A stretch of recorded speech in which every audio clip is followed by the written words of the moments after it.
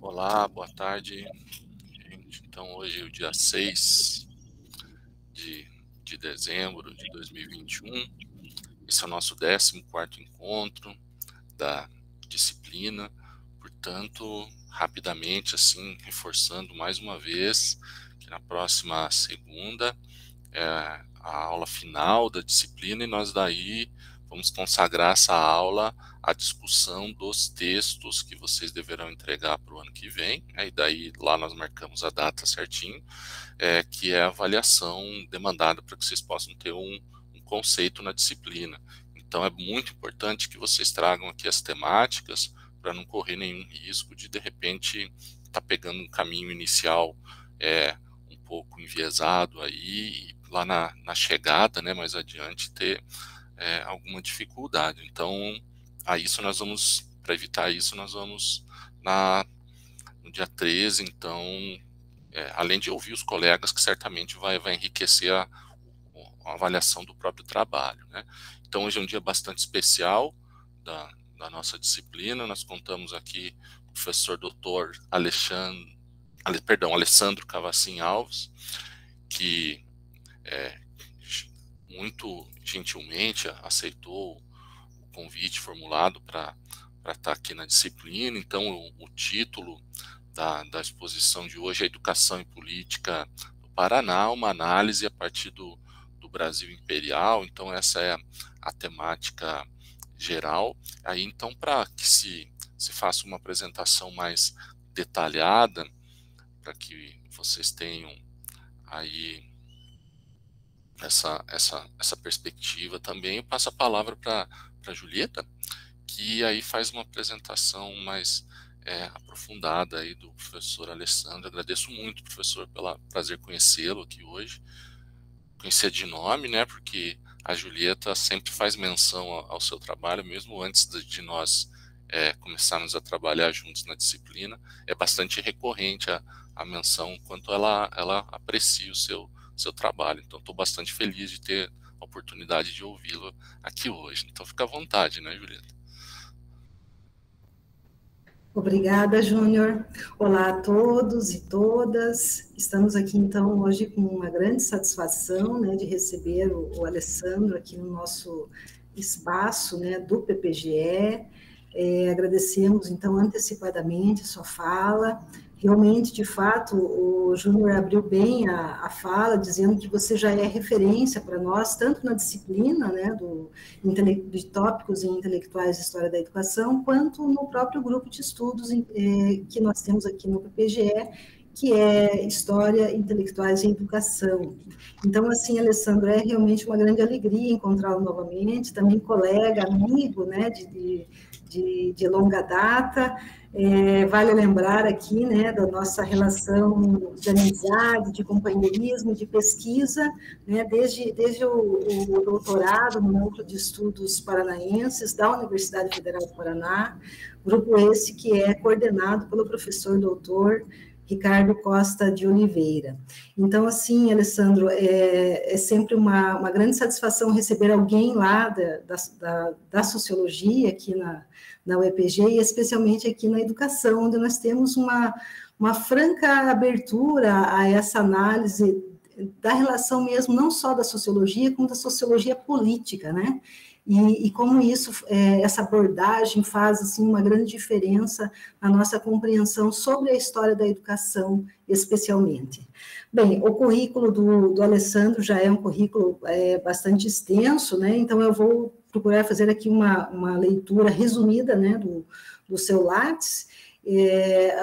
Do professor doutor Alessandro Cavacin Alves, é graduado em Ciências Sociais pela Universidade Federal do Paraná, mestre em Sociologia e doutor em Sociologia também pela Universidade Federal do Paraná, graduado em Filosofia pela FASBAN, atualmente é professor na Faculdade São Basílio Magno, FASBAN, né, no Centro Universitário Campos de Andrade, a Uniandrade, professor também do quadro próprio do Magistério do Estado do Paraná, tem experiência na área, então, de Sociologia, Filosofia e Educação, com ênfase em Sociologia, e atua principalmente nos temas política paranaense, ensino de sociologia, filosofia política e educação.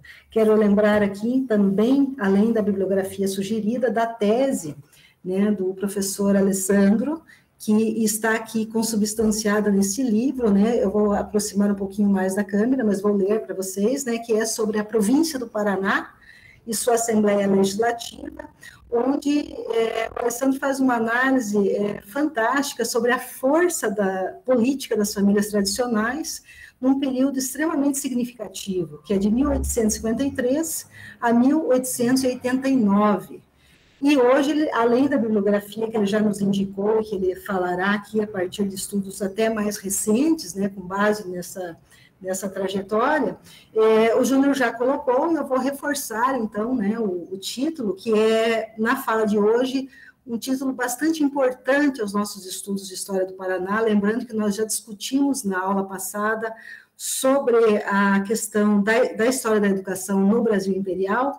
Então, o Alessandro nos traz hoje essa relação entre a educação e a política no Paraná, fazendo essa análise a partir do Brasil Imperial. Alessandro, fique bem à vontade, tá? Bem tranquilo.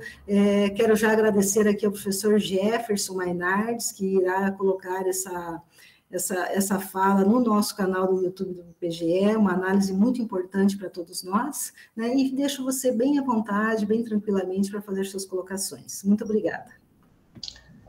Eu que agradeço, obrigado, boa tarde a todos, todas, o professor Oriomar Júnior, estamos nos conhecendo, a professora Julieta já há longa data, né? Que bom estarmos juntos.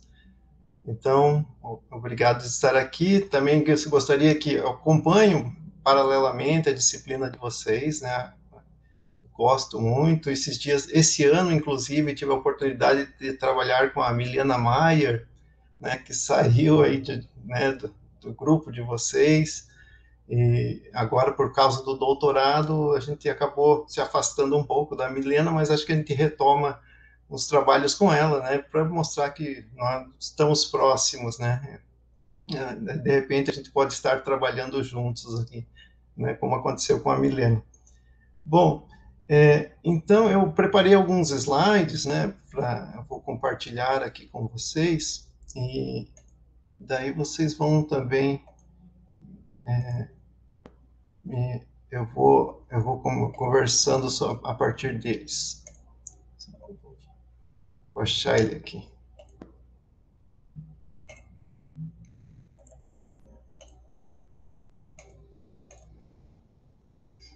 Está aparecendo? Sim, está aparecendo. Se você até quiser deixar um pouquinho maior, acho que tem um jeito, né, Júnior, aqui que é na... Eu tenho, para o meu gosto, o costume de clicar no modo de leitura, que dele não toma conta da tela inteira, né? E dá para ir acompanhando, ficando aqui dentro da sala, olhando as pessoas. Mas é o meu gosto, né? É só ao invés de colocar o modo de apresentação, de leitura. Mas eu posso apresentar assim, assim fica muito ruim? Deixa eu ver.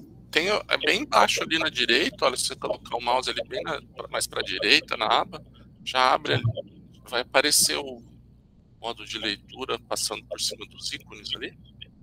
Modo de leitura... Acho que é exibir, não é? Não é exibir, Júnior, que tem que passar ali? Exibir, um pouquinho adiante ali, apresentação de slides, exibir, logo depois da apresentação de slides, mais um aí, isso. Aqui. Daí acho que é modo de leitura, isso.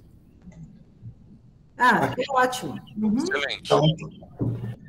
Então, né, eu vou a partir desses slides, né, conversar com vocês, e também vocês podem estar livres de me interromper, enfim, né, qualquer detalhe que possam querer também contribuir. Como já foi apresentado, né, me chamo Alessandro Cavacin Alves, sou professor na rede pública de ensino aqui do Paraná, de Sociologia, também sou professor em algumas faculdades e universidades, da FASBAN e Uniandrade, e sou membro do Núcleo de Estudos Paranaenses da Universidade Federal do Paraná, né, sob a coordenação do professor Ricardo Costa de Oliveira. Bom, vou comentar um pouco, então, sobre a minha pesquisa do doutorado em Sociologia, defendida em 2014, né, que era sobre o poder legislativo paranaense no século XIX, né, em especial a Assembleia Legislativa Provincial do Paraná, e a preocupação em saber quem eram os deputados paranaenses, né, nesse período. Mas para o caso do Legislativo Paranaense, né, até mesmo o levantamento de quem foram os deputados provinciais no século XIX era bastante deficiente, né? As leis também aprovadas nesse período eram de difícil acesso, entre outras dificuldades de pesquisa, né? Tínhamos apenas os livros de Maria Nicolas e Samuel Guimarães da Costa, enquanto histórias desta instituição, a própria Assembleia Legislativa Paranaense, em sua biblioteca, em seu site, né, pouco ou quase nada disponibilizava sobre o tema e o período. Então, eu busquei, né, estudar, então, essa instituição política. E dentro dessa instituição, a gente, enquanto objeto de pesquisa, né, que seriam os deputados, suas biografias, a gente se depara, então, com uma rede familiar, né, que ocupou as cadeiras, daí, tanto de senador, deputado geral, né, que representava o Paraná no Rio de Janeiro, e principalmente de deputado provincial, né, do Paraná, desse período imperial, que iria de 1853 a 1889. Essa classe política, né, da qual eram membros e herdeiros de uma classe senhorial colonial, isto é, de famílias que receberam sesmarias nessa região sul desde os séculos 17 ao 19. Então, essa rede familiar que forma essa classe política, né, ela é uma classe composta por membros já muito antigos aqui no Paraná. E, portanto, né, essa perspectiva genealógica é bastante interessante enquanto método de pesquisa para entender esses políticos, né? E será um grupo extremamente fechado e que assume quase que naturalmente o poder nesse novo território a partir de 1853 e se perpetuando até o final do período imperial, né, que é o tempo de pesquisa que eu faço. Então, 1853, né, só relembrando, é a data, então, de aprovação da criação dessa nova província, né, independente de São Paulo, né, que é o Paraná.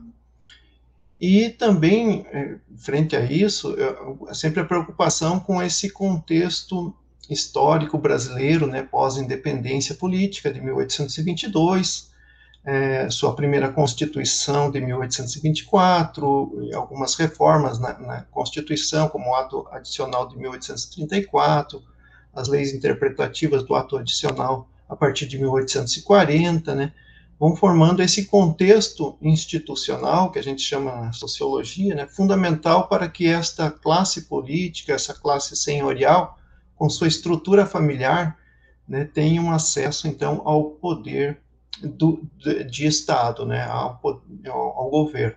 Então, há tanta preocupação institucional, né, quais são as regras né, que os indivíduos têm de seguir durante esse período, mas também as suas iniciativas, né, o seu campo, aonde é que eles estão situados. Uma coisa também que a gente se deparou, né, nessa pesquisa é que o Brasil ele tinha partidos políticos, né, em relação a esse campo. Então, e o problema que surge, né, são os dois partidos, e eram dois políticos no Império. Um se chamava liberal, o outro se chamava conservador. Mas frente a uma classe política, né, como a gente viu, senhorial, praticamente homogênea, né, parente entre si, né, na questão de família, né, por que a necessidade, então, de partidos políticos, né? E a literatura, quando a gente vai estudar esse período, aponta basicamente três correntes interpretativas, né? A da semelhança, a da diferença, e uma terceira apontando semelhanças e diferenças entre os dois partidos políticos. A da semelhança, né, como exemplos, Oliveira Viana, o José Honório Rodrigues, para a qual o sistema bipartidário nunca funcionou, já que ambos pouco se distinguiam, né? Então, interpreta esses dois partidos como uma única, tanto faz, né, ser um liberal no poder, tinha até uma expressão assim, ou um conservador no poder, né? Mas há autores que defendem, sim, que os dois partidos são diferentes, como Raimundo Faoro, José Murilo de Carvalho, para o qual os políticos tinham interesses específicos que os alinhava entre liberais ou conservadores, né? Você optava por ser um liberal porque você tinha determinadas ideias em relação à política, ao que você queria do Brasil, né? Da mesma forma, se você se filiava ao Partido Conservador, né, você teria também as suas perspectivas políticas, as suas ideias para serem defendidas. Então, esse Raimundo Faoro, José Murilo de Carvalho, defendem sim que os partidos eram diferentes. Mas, de uma maneira geral, né, também a gente tem a interpretar esses dois partidos tanto quanto as suas diferenças, quanto também as suas semelhanças. O representante dessa corrente seria Ilmar Roloff de Matos, em que aponta as especificidades de cada grupo, né, eles realmente são diferentes, mas que o Partido Saquarema, o chamado Partido Conservador, acabava abarcando os interesses de todos, dando direção ao Estado Imperial. Então, os conservadores, eles tinham também esse título, né, por estarem sempre defendendo a Constituição de 1824 e também por defenderem, né, a pessoa, a liderança do imperador Dom Pedro, principalmente do Dom Pedro II, né, a partir de 1840. Então, eles eram conservadores, né, por terem essas características, né, apegados à Constituição e à defesa de um Brasil unitário a partir da figura do imperador. Mas, numa nova interpretação da Miriam Downcoff, de 2005, demonstra que foram os interesses do Partido Luzia, que é o Partido Liberal, que deram direção ao Estado Imperial, né, e não o Partido Conservador. Então, os liberais, eles tinham essa característica de defenderem, né, também a Constituição, mas as liberdades, né, com esse discurso, e, ao mesmo tempo, as liberdades também para as províncias, né, da qual os políticos têm suas origens, né. Então, menos um Estado forte, como pensavam os conservadores, e mais por um Estado em que as províncias tivessem, né, uma maior autonomia. Então, os liberais também tinham essas características de diferente dos conservadores. Bom, e aqui no Paraná, então, né, os dois partidos políticos, eles existiam, né, e essa classe senhorial, essa classe política, ela também se dividia nesses dois partidos, e também os estudos aqui no Paraná, por exemplo, do Dr. Luiz Fernando Lopes Pereira, né, tem uma perspectiva de que os dois partidos aqui no Paraná são iguais, né, não há diferença entre eles, mas o professor, por exemplo, o Dr. Rafael Sega, ao contrário, ele defende, né, que os partidos eles são específicos, quem é liberal tem uma forma de agir, quem é conservador tem outra. Então, são perspectivas também distintas de interpretar tais partidos no Paraná, mas ambos também apontam para a sua relevância, né? O que eu contribuo na minha interpretação, na minha tese, é que além dos seus membros, né, serem parentes entre si, como eu falei, é uma questão da família, né, e serem representantes distintos de setores econômicos paranaenses, né, da erva mate, do tropeirismo, os partidos eram importantes na construção de uma identidade de posições e de sintonia com o poder político nacional, e que conferia aos membros do partido político ligado ao partido do gabinete no Rio de Janeiro, né, forte poder local. Então, essa é uma característica, né, sobre os partidos políticos no Paraná. Geralmente, os conservadores eram quem trabalhava com a economia da erva mate, mas também a gente encontra liberais que também trabalham com a erva mate, e os tropeiros, né, o tropeirismo eram do Partido Liberal aqui no Paraná, mas também a gente encontra conservadores no tropeirismo. Então, essa é a divisão básica aqui no Paraná, mas o que eu demonstro é que também estar dentro de um partido político era muito importante para afirmar a sua sintonia com o poder central. Quando o gabinete no Rio de Janeiro era conservador, quem mandava nas províncias eram os políticos do Partido Conservador. E vice-versa, né? Quando o gabinete lá no Rio de Janeiro era liberal, quem mandava nas províncias eram os liberais. Então, a importância dos partidos políticos para essas famílias. Então, eu chego à Assembleia Legislativa do Paraná, né, que é a instituição política mais importante, enquanto local em que, né, essas pessoas vão estar lá decidindo, né, as questões públicas desta nova província, inclusive daí que chegamos ao tema da educação. Né? Eles também vão estar pensando a questão da educação nesse período do Império. E o Paraná, então, ele se torna independente, como já foi falado, em 1853, né? Então, ele se torna independente de São Paulo, principalmente a região, né, a chamada região sul de São Paulo, e esses paranaenses, né, agora novos paranaenses, vão se articular para assumir, então, o novo governo provincial. E coube, né, aos grandes proprietários de terra e de gado, aos tropeiros, né, aos comerciantes, aos ervateiros, aos exportadores, né, de erva mate, residentes tanto no litoral como no Planalto Curitibano, aos que possuíam títulos acadêmicos também, aos padres, enfim, os considerados, na época chamado de homens bons, né, desta parte do império, o governo provincial, né, são eles que vão assumir, então, essas cadeiras, né, de senador, deputado-geral, e assumir, então, a Assembleia Legislativa do Paraná. Então, a Assembleia Legislativa eu considero como um local privilegiado, né, para assumir a direção político-institucional da nova província, muito mais que os próprios presidentes de províncias nomeados. Então, aqui uma diferença que na democracia, né, desse século XIX, né, que a gente já vai ver com alguns detalhes como ela era, né, os presidentes da província, então eles, que eram como se fosse o papel do governador hoje, né, não eram eleitos, eles eram então nomeados pelo gabinete, né, do Rio de Janeiro para irem nas determinadas províncias, geralmente eram nomeados pessoas de províncias diferentes para governarem outras províncias, né? E com aval sempre no caso, Dom Pedro II.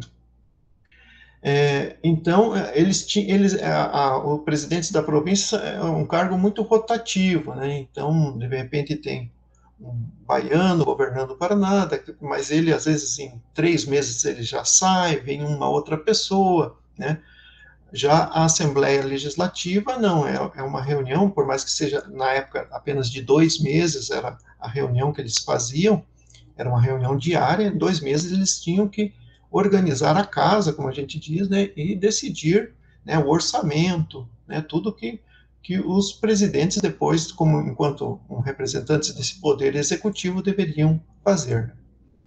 Então, para a Miriam Dolnikoff, essas elites provinciais, né, são um importante ator político na compreensão deste Estado monárquico, né, constitucional brasileiro do século XIX.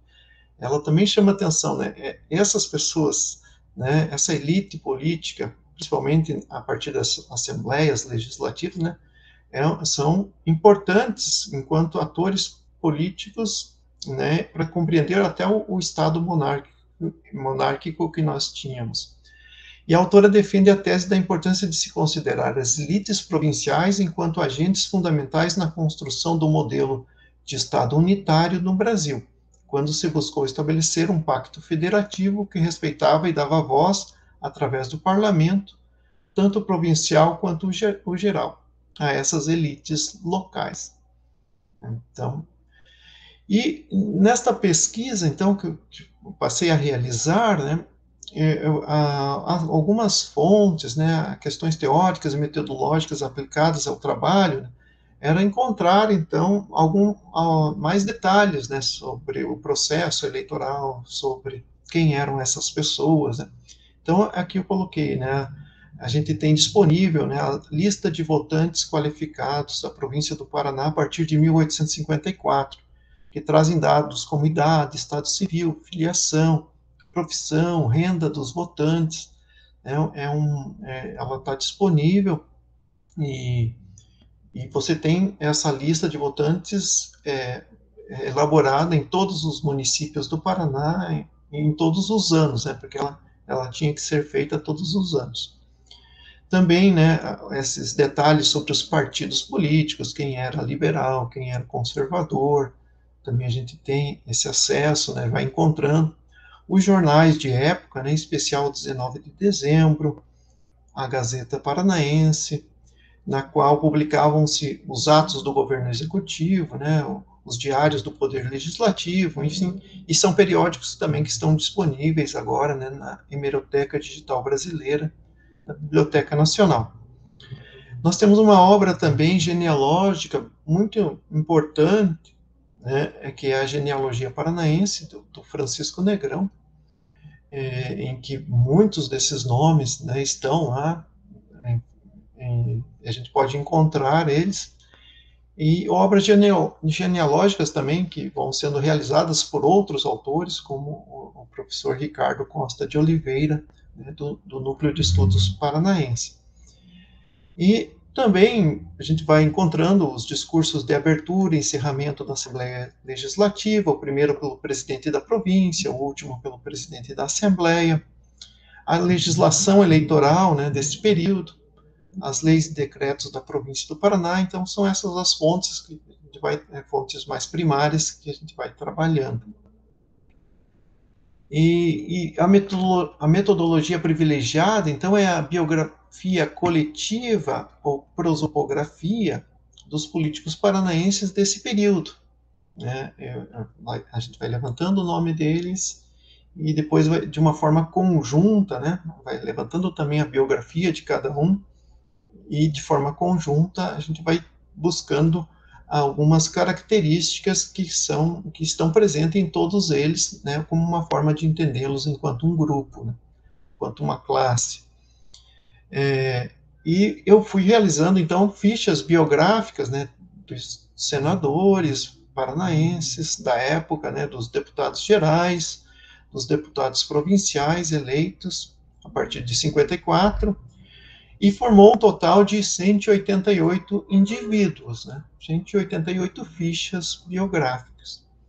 E no desenvolvimento desse trabalho, né, esses indivíduos vão sendo apresentados, né, seus cargos específicos, e assim busca-se compreender a cada legislatura provincial o movimento das trajetórias políticas, analisam-se as eleições para cada legislatura, destacando o contexto da época, seus fatos principais, a nomeação dos presidentes da província do Paraná, vindos de outras províncias, e gradativamente, a partir de 1863, o cargo, então, vai sendo ocupado, né, por alguns paranaenses, né, o cargo de presidente da província, eram nomeados alguns paranaenses, assim como muitos paranaenses vão né, ser presidentes de províncias em outras lugares do Brasil.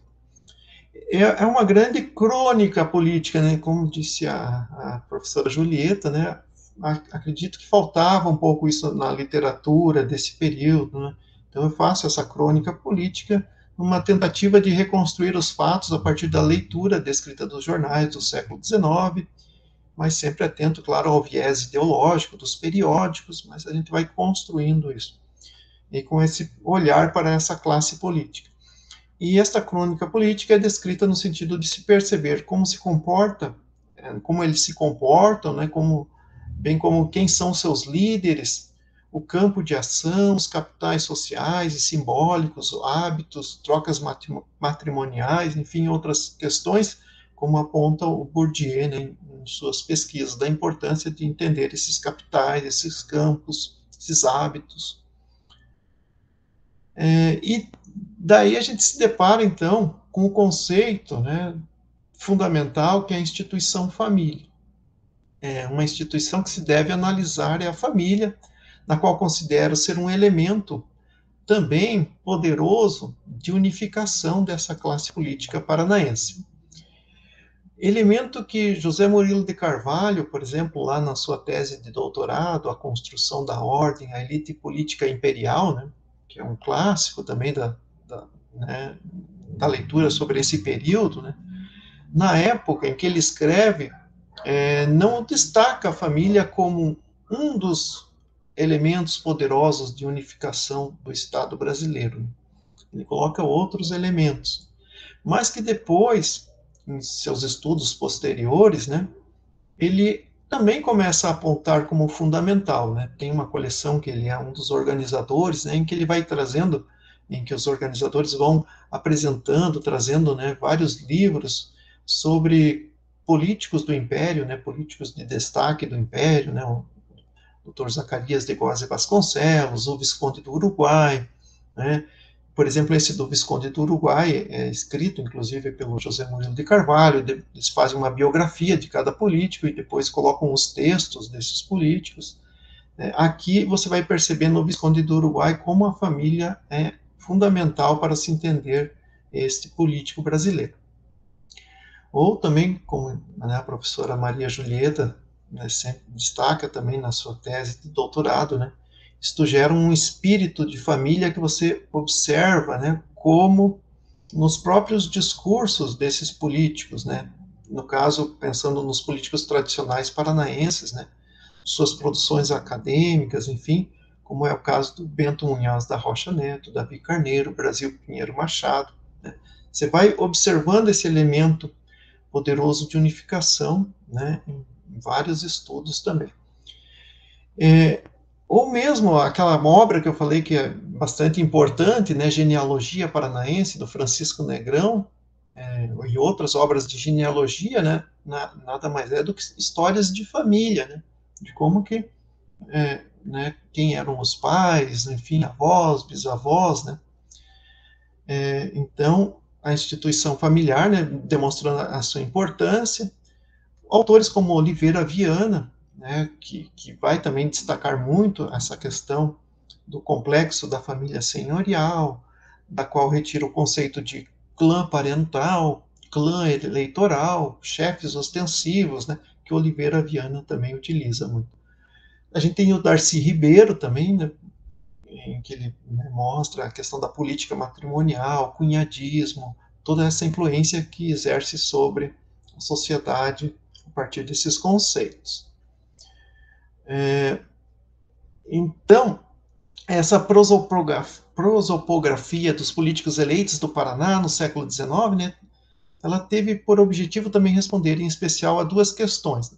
Então, a que família, o título familiar, pertence este político eleito? Né? E qual é a base econômica do político eleito no Paraná?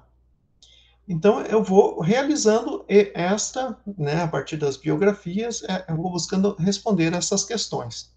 Por exemplo, né, no Paraná, no século XIX, né, até a proclamação da República, ele tinha direito apenas a uma cadeira de senador. Então, e o cargo de senador era vitalício, só quando morresse o senador, né, é que pode ser eleito o outro, né, para ocupar aquela cadeira. Então, o primeiro senador é o Barão de Antonina, né, João da Silva Machado. Eu escrevi, inclusive, um artigo sobre um pouco da sua biografia, bastante interessante. O segundo, depois da morte do Barão de Antonina, é Manuel Francisco Correia, né, que daí vai ficar até o final do Império.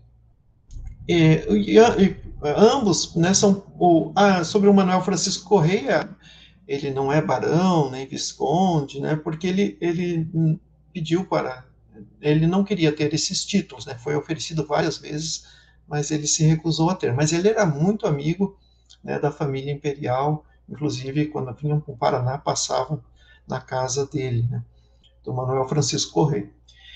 E ambos são provenientes de famílias tradicionais do Paraná, né, um tropeiro da região dos Campos Gerais, né, que é o João da Silva Machado, que era também do Partido Liberal, depois passou para o Partido Conservador, e o outro era filho de pais ervateiros e comerciantes do litoral, né, que é o Manuel, né, e era também do Partido Conservador. O Paraná também tinha poucas vagas para deputados gerais, né, representar o Paraná lá no Rio de Janeiro. Eram 2, 3, no máximo, em cada legislatura, e somou 12 ao todo, né? E desses 12, 10 estão presentes lá na genealogia do Francisco Negrão. A mesma coisa, os 2 senadores também estão presentes nessa genealogia, daí você tem mais informações sobre eles e sua família. Mesmo que alguns são de fora, né? Vem às vezes do Nordeste, principalmente, né? Vem para Curitiba e acabam casando com membros dessa família e entrando então nessa grande genealogia paranaense. Os 2 que não são citados por Francisco Negrão é o doutor Zacarias de Góes e Vasconcelos, que é um baiano, né? Que foi primeiro presidente da província do Paraná, e daí eles podiam representar, né, podiam ser eleitos mesmo não morando aqui. É o que aconteceu com o doutor Zacarias. Um outro é o doutor Joaquim Dias da Rocha, né, mas ele é um médico bastante de destaque, também baiano. Ele vem para Curitiba, casa com uma moça de família tradicional aqui, mas que não está na genealogia paranaense. Mas era um médico muito ativo, inclusive combatendo as epidemias que na época aconteceram, na década de 60, principalmente no litoral. Ele também participou da Guerra do Paraguai, enfim, era uma pessoa muito ativa. Daí, né, foi eleito deputado geral. Então, essa base econômica, então, a gente já percebe, né, seria o tropeirismo, também seria a erva mate, e algumas profissões liberais, né, irão sustentar muito destes políticos. E um fator importante é que alguns deputados gerais são reeleitos várias vezes, né, demonstrando também a sua importância. E os deputados provinciais, eles então são 188 fichas, e 187 deles passam pela Assembleia Legislativa do Paraná, né, e alguns deles vão ser eleitos, então, deputados gerais também. Mostrando, então, novamente a força dessa instituição, né. E porque quem que está faltando, né, dos 188, 187 foram deputados provinciais? É o Barão de Antonina, né, que foi eleito primeiro senador, daí não precisava mais voltar e ser um deputado provincial. Então ele vai ser senador, né, até o fim da sua vida. E ele também vai residir em São Paulo, né, em São Paulo, Rio de Janeiro. Mas ele é dos Campos Gerais. Então, quando a gente olha esses 187 deputados, olha, 114 deles estão na genealogia paranaense, nos 3 primeiros títulos, né, familiares lá, em que o Francisco Negrão vai descrevendo na sua genealogia, que iniciaram essa ocupação do território ao sul de São Paulo, o que representa 61% deles. Eu reforço que alguns são de fora, né, vêm, mas se casam, então, aqui em Curitiba, ou na região dos Campos Gerais, ou no litoral, adentrando, então, nessas famílias tradicionais. São chamados de adventícios, né. Às vezes eles vêm como militares, ou mesmo como tropeiros, é o caso do Barão de Antonino, de comerciantes, funcionários públicos, advogados, engenheiros, médicos, jornalistas, enfim, já com um determinado grau de escolaridade ou de status social. Outros 42 políticos pertencem aos demais títulos de ocupação da região paranaense, né, que o Francisco Negrão vai... Algumas famílias mais novas, lá do século XIX, e ao todo formam 156 né, políticos, ou dá 83%, né, deles que vão ocupar as cadeiras da Assembleia Legislativa. Por isso que eu falo que é uma Assembleia Legislativa provincial estritamente fechada, né, para os 19 títulos familiares, sendo que a grande maioria deles se concentra nos 3 primeiros troncos da genealogia paranaense. Os outros que não encontram é porque o Francisco Negrão, como lá do médico, né, doutor Joaquim, ele não conseguiu, né, colocar todos, ou alguns mesmo são de fora, né, conseguiram se eleger, né, por alguma característica muito pessoal, como é um dos únicos negros, né, que consegue se eleger deputado paranaense, deputado provincial, é o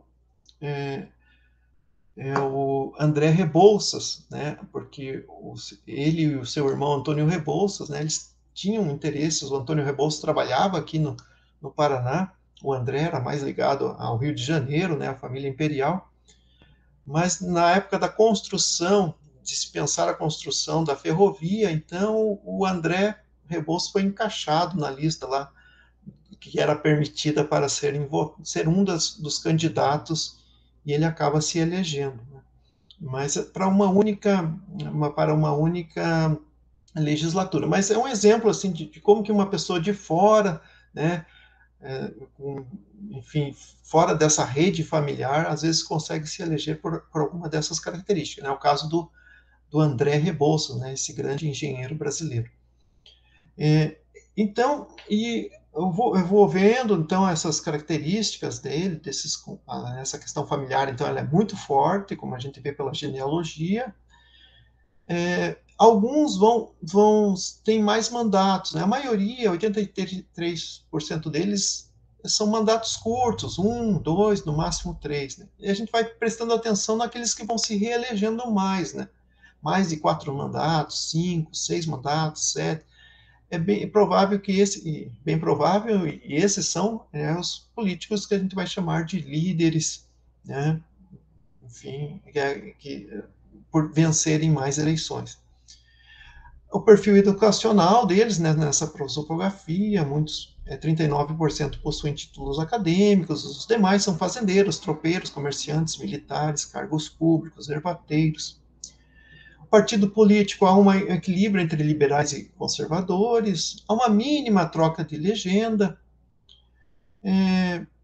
e faço igualmente o perfil de quem eram os presidentes, vice-presidentes e primeiros secretários da Assembleia Legislativa do Paraná. Porque, novamente, esses os políticos principais, chamado núcleo duro, né? A gente tem que dar uma atenção para eles. E aqui eu encontro, até coloquei de vermelho, quem eram eles, né? Aqui em Curitiba, então, nós temos a família Sarribas, que o Oliveira Viana chama de clã, né? Eram eles que ganhavam as eleições na maioria das vezes. Eles têm sobrenomes diferentes porque eles são casados, por exemplo, o Manuel, o Joaquim, o outro Manuel de Oliveira Franco, eles são casados com as irmãs do José Lourenço de Sarribas, né? Então, formam um grande clã Sarribas aqui em Curitiba, ali no século XIX. No litoral paranaense, nós temos a família do clã Guimarães Correia, o Manuel Francisco Correia, né, que vai chegar a ser senador, o Manuel Antônio Guimarães, que é o Visconde de Nácar. Então, todos esses daqui formam um outro clã, né, são parentes entre si. É daqui também que está o Barão de Antonina, né, o primeiro senador paranaense. E um clã assim que vai entre o Campos Gerais, Curitiba, Guarapuava, mesmo o litoral, que é o Jesuíno Marcondes, Antônio de Sá Camargo, que é o Visconde de Guarapuava, o Manuel de Alves de Araújo, Antônio Alves de Araújo, que eram irmãos residentes em Antonina, e Generoso Marques também, um outro importante. Então, a gente acaba, né, todo o período que a gente vai estudando esses políticos, esses são os que têm mais destaque, que se reelegem, enfim, a gente percebe a força política deles enquanto clãs também. E são clãs políticos, né, clãs familiares que se tornam também clãs políticos. Seguindo a metodologia, a terminologia do Oliveira Viana. E aqui, já quase encerrando, é a parentela, então, eleita para governar, né? Quem são os primeiros 20 deputados lá eleitos em 1854? Né? Então, você vê aqui, nessa primeira coluna eu coloquei o clã da família Sarribas. Na segunda coluna, o clã aqui da família ali do Jesuíno, mas também eles são muito misturados. Aqui eu falei que o senador Barão de Antonina, ele também faz parte desse clã mais do litoral, mas aqui eles moram mais ao litoral, aqui no meio eles moram mais, então, nos Campos Gerais, e, enfim, eles são todos meio que parentes entre si. Lembrando que aqui dos Sarribas, aqui, né, são todos cunhados, concunhados, enfim. bem interessante, não? A parentela eleita para governar em 1854, né? Eram eles que iriam governar. E eu vou indo, né, legislatura por legislatura, estou lá na última, né, também eu vou encontrar as mesmas características. Ó. Já, se na primeira legislatura lá era 20 deputados, agora são 24, né, aumentou 4 o número deles. Ó, também apenas 2 ou 3 não pertencem às tradicionais famílias paranaenses, reforçando a tese desse trabalho de quem ocupa o cargo de deputado provincial são apenas uma restrita classe política, descendentes de sesmeiros do século XVII, XVIII, XIX, e aqui estão os títulos da qual eles pertencem. Né, quem não era, quem é que estava fora, né, quem eram esses 2 ou 3, né? Ah, é um médico aí de Ponta Grossa, né, João de Menezes Doria, mas que sua família é de Paranaguá. Certamente é porque o Francisco Negrão às vezes não conseguiu colocar o Menezes Doria dentro da sua genealogia. Tertuliano Teixeira de Freitas também, que é de uma família super importante. E o doutor Justiniano de Melo e Silva, que também não está na genealogia paranaense, que ela foi escrita lá no começo do século XX, mas ele vem para Curitiba na década de 70, 1870, né? E o Dr. Justiniano, ele é muito conhecido também até hoje, né? Porque ele é o bisavô do Roberto Requião, né? De Melo e Silva. E o Roberto Requião sempre, né? Às vezes ele sempre cita, né? A importância que foi o seu bisavô, Dr. Justiniano, para o Paraná. E agora, né, depois de tudo isso, né, pensando quem são esses homens, né, a gente chega, então, às leis que eles foram construindo para o Paraná. Né?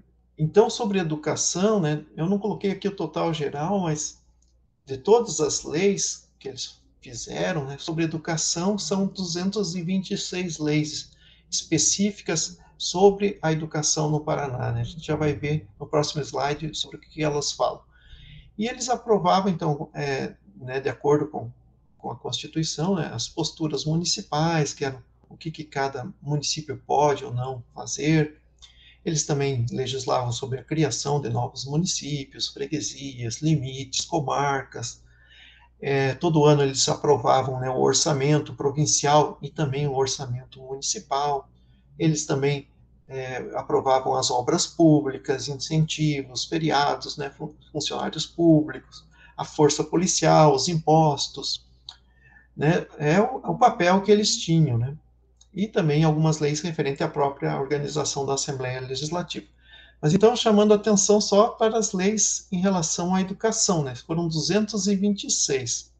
Dessas 226 leis, né, esses homens, essa classe política que a gente tentou entender melhor quem eram eles, né, a maioria das leis, praticamente umas 90 delas, era criando cadeiras, eles chamavam cadeiras, né, de instrução primária, que é para alunos ali de 6 a 13 anos, né, as primeiras letras da qual eles faziam parte. Eles tinham que criar, né, eram eles que eram responsáveis. Vamos criar mais uma cadeira de instrução primária aqui em Curitiba, vamos criar aqui na região metropolitana, né, eles vão criando e também em Ponta Grossa. Né, e também extinguindo, às vezes, aquelas cadeiras, né, não tinha professor, eles extinguiam. Mas era isso, a maior parte das leis sobre educação é criando mesmo cadeiras locais para se ministrar o ensino. E, por sua vez, claro, contratando professores para essas cadeiras. Né? Eu vi uma estatística, a gente vai acompanhando, que em 1877, né, existia 65 cadeiras de instrução primária no Paraná. Né? Então, em 89, 100 cadeiras, né? A gente não sabe ainda, seria um bom estudo, né, para ver se isso é pouco, é bom, né, é muito, eles estavam realmente produzindo muito pela educação, isso era pouco, isso era insignificativo, né? A gente teria que avançar nesse tipo de pesquisa. E também, depois da instrução primária, né, o aluno poderia avançar para uma instrução secundária, né? Mas a gente vê que a instrução secundária, né, depois do que é o básico, né, português, né, matemática, enfim, ele teria uma instrução um pouco mais avançada. Mas a gente já percebe que as leis em relação a isso são bem menores, né? Tanto criando ou extinguindo cadeiras de instrução secundária, é somente 15 leis que eu encontrei, né? E depois as outras leis, complementando as instruções sobre a educação, aluguel de casas, divisão administrativa, criar uma biblioteca, criação de cargos, né, subvenção para escolas particulares ou escolas públicas, né, mais ou menos 60 leis. E leis específicas que se referiam a professores e seus direitos trabalhistas, né, aposentadoria, enfim, substituição, né, ele quer sair de Curitiba, quer ir para Guarapuava, então passava também pela Assembleia Legislativa e também, às vezes, a admissão até de alunos, licenças, passava por essas leis, mais ou menos 40 leis.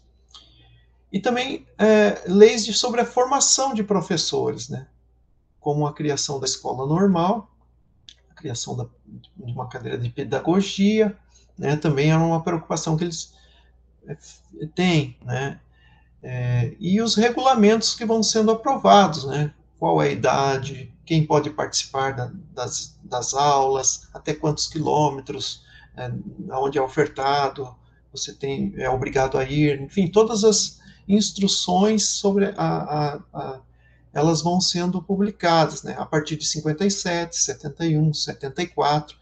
Em 74, então, o ensino passa a ser obrigatório, né, para a instrução primária, na província, 1874. E as outras instruções, elas vão acontecendo, né, 76, 77, 83. Em 82, o regulamento do Instituto Normal, né, que é essa escola normal, aqui em Curitiba, então, como que se deve dar as aulas, enfim, né, de formação de professores.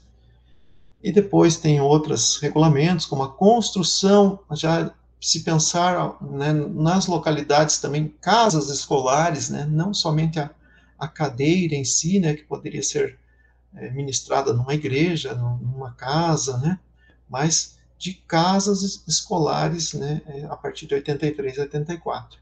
Então, é um pouco isso da educação nesse período do Paraná. Aqui, então, eu só vou trazer, já quase encerrando, esse regulamento da instrução pública primária de 1871, né, como que era dividido, né, só para a gente ter uma ideia. Explicava sobre a instrução pública primária, depois um título 2 só sobre a instrução pública secundária, né, de alunos já com mais de 15 anos, do liceu, né, onde também se dava a formação de professores depois, né, também um título só sobre o ensino particular e sobre a questão das pessoas que trabalham com a educação, né, a direção, inspetor de ensino, enfim, como que eles devem agir, como que eles devem estar aí agindo. Bom, eu falei bastante, né? Antes de até abrir a palavra, eu vou mostrar, vamos ver se eu consigo mostrar aqui. Olha lá. Esse aqui que eu quero mostrar. Vou compartilhar de volta, daí já. Deixa eu ver se é esse aqui. Essa instrução de 1871. Espera aí. Ela é disponível também na internet, coletânea da documentação educacional paranaense do período de 54 a 89, né?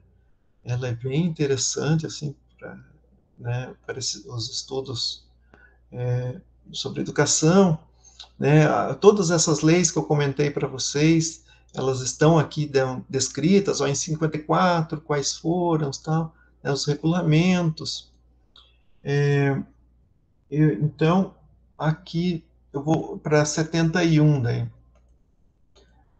Aqui em 71, as leis que eles foram aprovando e esse regulamento aqui, né, da instrução pública de de 71. Eu vou lá na página 184, não sei se está aparecendo bem aqui, mas é aqui essa questão, ó. Como que deve ser a instrução pública primária na província, né? Ela será gratuita e dada nas escolas criadas por lei. O ensino das escolas compreende, né? Só para a gente ter uma ideia, talvez, né? A instrução, olha o que ele compreende, né? A instrução moral e educação tendo como objeto os deveres fundados na autoridade dos dogmas cristãos. A instrução religiosa tendo como objeto as orações, o catecismo, compreendendo o Velho e o Novo Testamento. Daí sim, a leitura e a caligrafia, né? A gramática da língua nacional e a aritmética até proporções, inclusive o sistema métrico de pesos e medidas, né? E nas escolas de sexo feminino, né? Também os trabalhos de agulha. Então, é interessante, né? Só para a gente, né, ver, assim, né, o conteúdo dessas escolas. Aqui sobre os professores, eu quero mostrar mais um pedaço aqui, que é do... Enfim, quem pode ser matriculado e quem não pode ser matriculado, né? Aqui são crianças de 6 a 14 anos, né, ensino primário. Os meninos, quem não pode, né, os meninos que sofrem de moléstias contagiosas. Os escravos também não podem. Os menores de 5 anos, os que houverem sido expulsos competentemente, né? E então, né, também para a gente ver um pouco desse espírito da época, né, a questão dos escravos, né, de não poderem serem já na década de 80, isso em 1871, na década de 80 a palavra escravos ela sai, né, porque a discussão sobre a abolição já está bem maior, então muitos escravos vão estudar sim. Então, e aqui eu só vou mostrar a parte sobre as escolas, o título 2, que é as escolas secundárias, aqui, né, da instrução pública secundária, como eu falei para vocês, né, dada no liceu, e daí sim, ó, gramática, língua, literatura inglesa e francesa, língua, literatura alemã, matemáticas elementares, geografia e história, filosofia e retórica, princípios gerais de ciências físicas e naturais, né? A gente vê que é bem mais, né, são outros conteúdos que vão dado para esse público agora. Bom, e ali eu vou só voltar aqui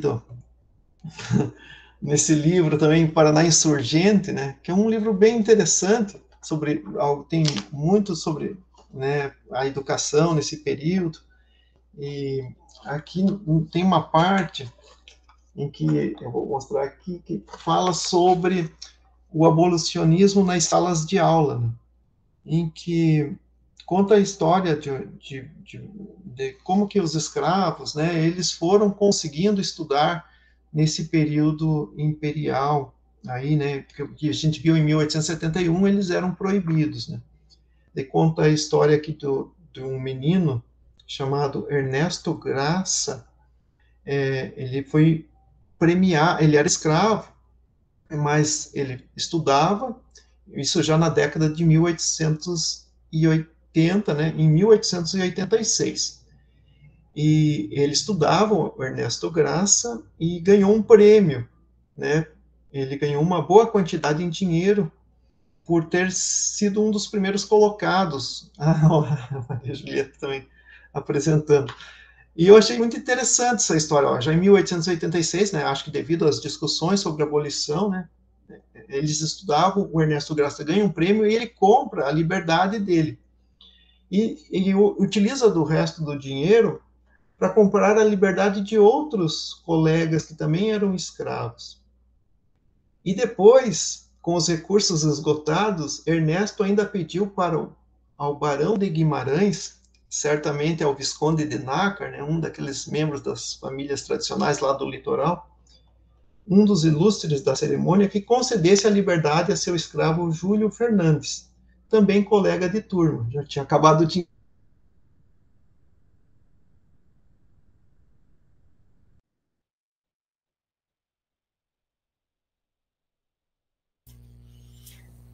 Alessandro travou para todo mundo? Para mim aqui sim. Para mim travou também, o Alessandro. Está nos escutando, Alessandro? Travou, acho que foi ele, então, né? Uhum. Deixa eu ver aqui, mas ele ainda acho que consta como dentro da sala. Eu acho que não sei se ele está conseguindo nos escutar. Talvez, Alessandro, se ele continuar travado, sair e voltar, né? É uma alternativa. Sim, é isso. Costuma dar certo isso. Sim. Às vezes a internet caiu mesmo lá e não... Talvez Vou colocar no chat aqui.